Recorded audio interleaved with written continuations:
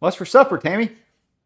Hungry Boys Casserole from 1964. It was a $25,000 winner back in 1964. You're going to start with 1.5 pounds of ground beef.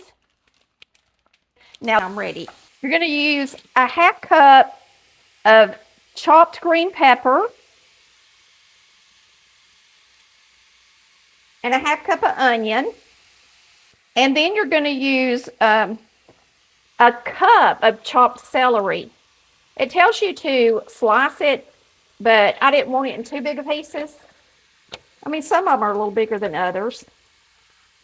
So I've got one more little celery stalk to chop.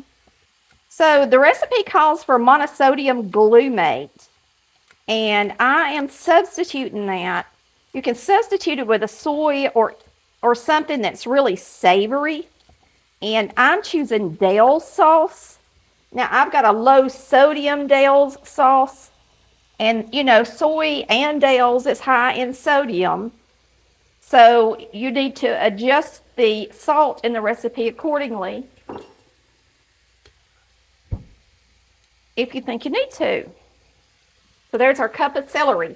So that was 1.5 pounds of ground beef, 1/2 cup of chopped onion, 1/2 cup of chopped green pepper, and 1 cup of chopped celery. And now all we have left is a clove of garlic. Now I am not going to mince my garlic. I'm just going to put it through a garlic press, and that way it'll be in the dish good. And I'm going to wait and put the garlic in after I've drained my ground beef. And while we're doing that, I'll show you what else we're going to put in here.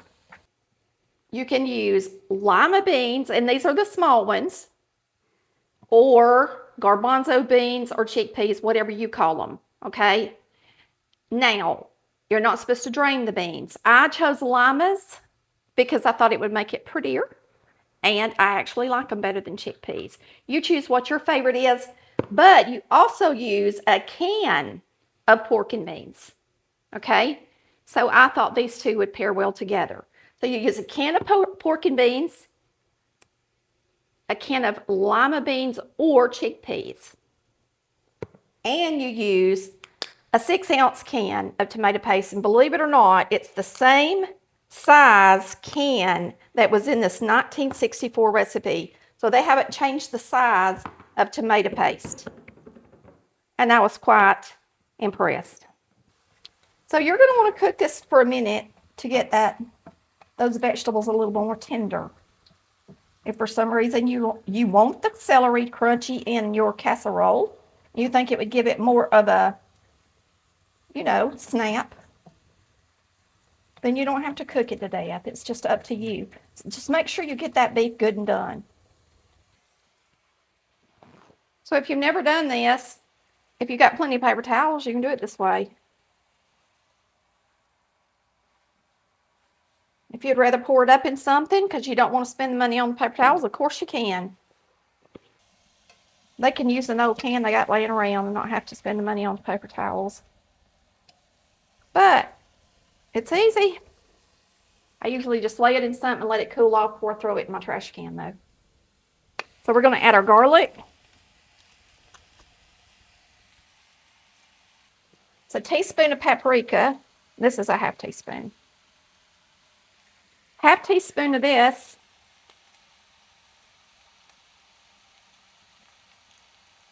I'm going to let it pour over because that don't seem like a lot to me. We'll say a teaspoon of this since I did a substitute. I'm going to do a 1/2 teaspoon of salt, 3/4 cups of water. And now you've got to mix in your tomato paste. Lots of times when I use tomato paste, I actually whisk it into the liquid and then pour it into the whatever I'm making, and it's easier. You're going to be using the juice from the beans as well. I don't really know how salty that Dale seasoning is since it's low sodium. And if this is going to be salty enough, so I'm just going to have to taste it, y'all. And it doesn't have pepper either, which is unusual. Black pepper. It has paprika. And paprika does have a little bit of a peppery flavor. All right, I got one little pocket of tomato paste that ain't mixed in good. You want to mix it in good? It looks good. Yeah. So we're going to make biscuit spirals. You're going to reserve a cup of this to go in your biscuit spirals. A little bit more. So you do want to make sure you use the amount of ground beef that it calls for so that you got plenty of stuff in the bottom of your casserole. There's a cup. All right, now, once you reserve this for your biscuit spirals, then you can add your beans. So you've got the canned lima beans, or you can use chickpeas, and this is not an option, pork and beans. 2 cans of beans. I guess if for some reason you don't like lima beans and chickpeas, you'd always throw in your favorite bean. So I know somebody's going to ask me that. And now you're going to let this simmer right here while you're making your biscuits. I'll make sure it's on. They told you to use a 1/4 cup of butter. They call for a 1.5 cups of flour. And yes, they even mention this book is all about a new flour they come out with that's like self-rising. This one is a cup, and then we're going to do a 1/2 cup. And this way I don't have to put baking powder and salt in it. So if you use all-purpose, you got to add your baking powder and salt to it. Now you're going to need this 12 times on the counter before you roll it into spirals. So I'm going to put some flour in my sifter. You're just going to blend your butter into your flour, good, till it's about pea-sized. And I remember when I first started the show, I had never made, and I'm not kidding, a biscuit with butter in it, ever. And I went online and I got all these tips, and it said to grate your butter. Grate it. Get it cold and grate it. And I did that. And I thought it was kind of a joke. Because when you really get it back in your bowl, it just all sticks together anyway. Yeah. And you wind up having to blend it like you would with a fork anyway. So why grate it? It's too much trouble.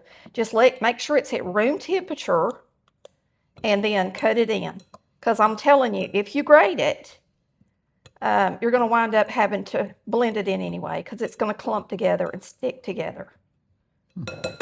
Tip, word of the wise. Been there, done that. Now you're going to use a 1/2 cup of milk according to their directions. And you're going to mix it up until it all clings together.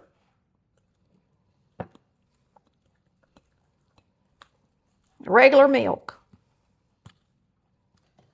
We're going to flour the surface. Knead this a few times.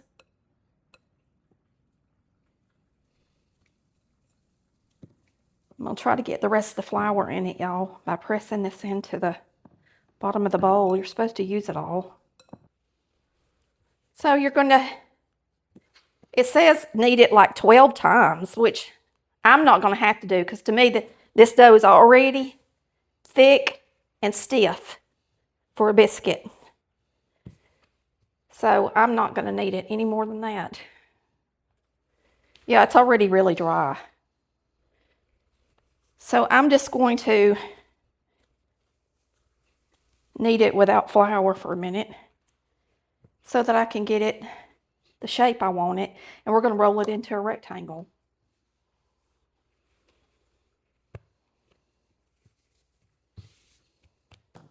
It says roll it into a rectangle. I'm sure it's supposed to be a 13 by 9-ish. And of course, it don't have to be perfect.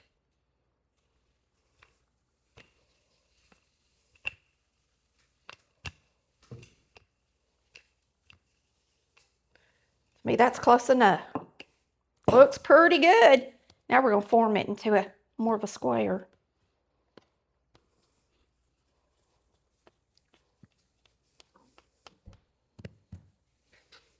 And this is going to roll up like a spiral.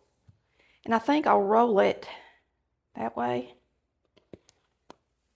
All right.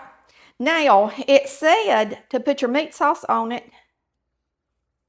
Still pretty hot, isn't it? Yeah. Spread it out. Now, this is what is so different. I've never seen this casserole before. Tell me if you remember this casserole. And if you've seen this casserole before, it is cool. And they use sliced olives on this part and slithered almonds. I don't have any almonds, and Chris don't like olives. So I am taking this to my neighbors as well. I'm going to serve little olives on the side. I love olives. So I would love for my portion to have olives. But I'm going to hold off on that and just slice them up, put them in a bowl, and send it with theirs in case they like them. And then I'll sprinkle them on mine before I eat mine. Okay, but Chris don't want those in his spirals. Nobody in my family likes olives but me. Mm-hmm. Our immediate family here, my kids and my husband. I think May will eat an olive.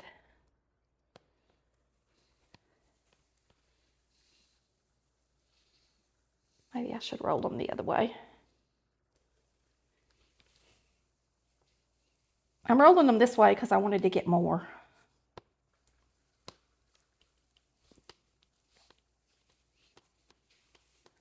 And of course, some of the meat will fall out. Okay. Look at there, look at there. Now you can make this in a 13 by 9. I chose to make it in this so that I could just bake it in the same thing. Just remember that whatever you make it in, it's baking at 425. Don't put glass in at 425. And you need it to be high to make a pretty brown biscuit. Okay? I think you cut off the oven and left the eye on. Oh. Thank you, Dad. Good catch, Chris. Good catch, Chris. All right, let's see. Now all we gotta do is slice them up, put them on the top. Y'all ready? I'm ready.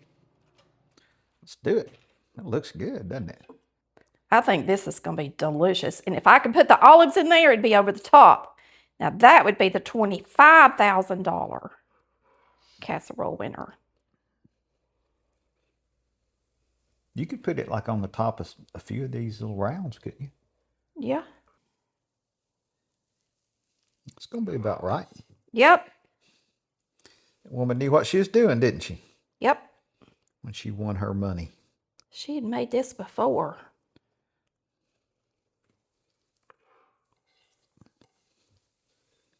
She was from, I'll tell you where she's from, y'all, in just a second. She was a Yankee. Can I say that? I don't know why not. They call me a Southerner. They call me a, what do you call it? Hillbilly. I ain't a am I a hillbilly? Yeah. For real? You from Appalachia? Well, they call me a hillbilly. I ain't calling them a Yankee. Or Polk County is considered part of Appalachia. All right. So, she was a part-time poet, Mrs. Roman Walika of Detroit, Michigan. Huh. She's a full-time homemaker for her industrial engineer husband and 5 children. He must have worked for Ford. How could she feed 5 kids with this? Or Chevy or Chrysler or somebody back then. Yep. Wealthy family. And then they got even wealthier with her casserole. That's what I was thinking. I was thinking they were probably a pretty wealthy family back in the day. She won the money. Smart lady. All right, I'm going to slice a few olives and stick in here since Chris told me I could. Because I love them. And just look at that. Have you seen those spiral biscuits with meat in them before? The minute I opened up that cookbook, I was like, oh, what is that?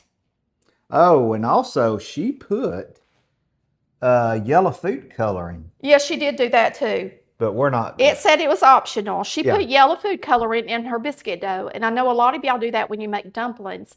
My mama never did, so I don't do it, but it is an option. I will copy this recipe just like she won the $25,000 with.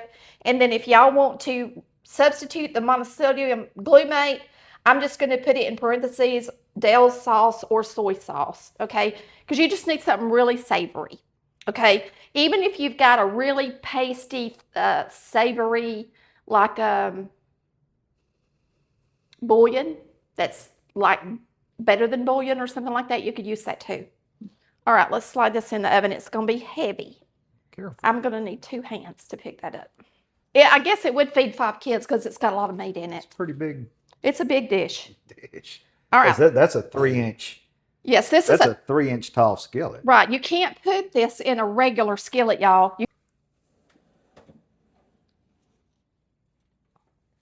If you don't have one of those deep skillets, use a 13x9, but make sure it's metal. It won't be as pretty, but make sure it's metal so that when it comes out of the oven, you don't have to worry about it being at 425 degrees. All righty, y'all, let's take a look at it. I did turn on the convection. I was trying to get it brown a little, but I don't know that it's going to get brown because look at it. It's hot as a firecracker. I don't think you can get a lot hotter than that. Pretty hot. Pretty hot. So if yours don't get nice and brown, don't worry. All right, so there it is. There you have it. We're going to dip some out, and I am very anxious to taste it. What's for supper, Tammy? Something good. Okay. All right. All right, we're going to dip us out some of this casserole. Got to have a big spoon to get this big biscuit. Get them kids fed, Mama. She had 5 kids.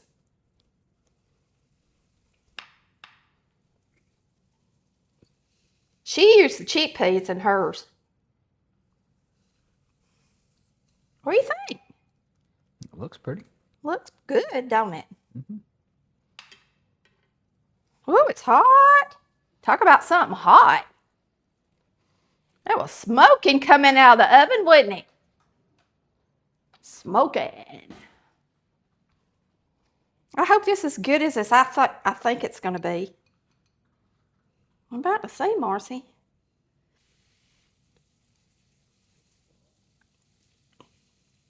Let me get an olive with it. It's really good. But I think it's going to be even better with a taste of olive. It's got a very good flavor. My dog wants it really bad. The olive does add a lot to it. It is delicious. Woo, it's good. Y'all got to give this one a try. Make sure you have all the kids over for dinner. They're going to say, Mom, what in the world is that? And you're going to say, Hungry Boys Casserole from 1964. Y'all have a wonderful day. And we thank you so much for watching Collard Valley Cooks, where we cook like our mamas did back in the 60s. See you next time. Love ya. Bye.